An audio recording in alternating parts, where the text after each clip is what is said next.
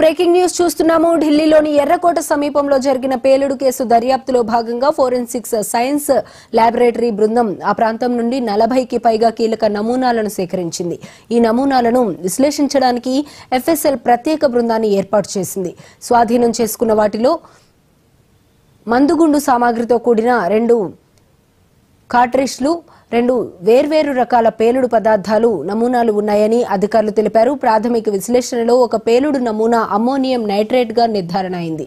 ఈ కేసుతో సంబంధం ఉన్న డాక్టర్ ముజమ్మిల్ గనై, డాక్టర్ షాహీన్ సయీద్లను అరెస్ట్ చేశారు. పేలుడు పదార్థాల స్వభావాన్ని, వాటిని ఎలా ఉపయోగించారనే దానిపై దర్యాప్తు కొనసాగుతోంది. ఈ కేసులో మరింత సమాచారం కోసం ల్యాబ్ నిరంతరం 24 గంటలు పనిచేస్తోంది.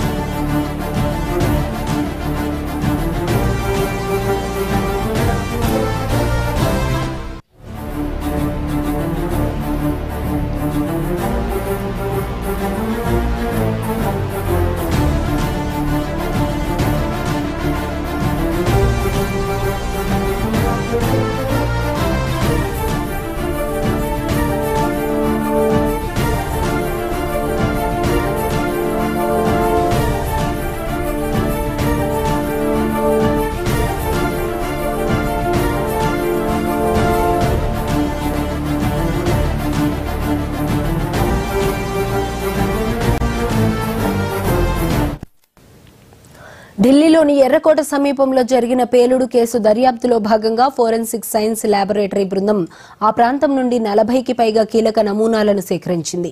ఈ నమూనాలను విశ్లేషించడానికి ఎఫ్ఎస్ఎల్ ప్రత్యేక బృందాన్ని ఏర్పాటు చేసింది. స్వాధీనం చేసుకున్న వాటిలో మందుగుండు సామాగ్రితో కూడిన 2 కార్ట్రిడ్జ్లు, 2 వేర్వేరు రకాల పేలుడు పదార్థాలు నమూనాలు ఉన్నాయని అధికారులు తెలిపారు.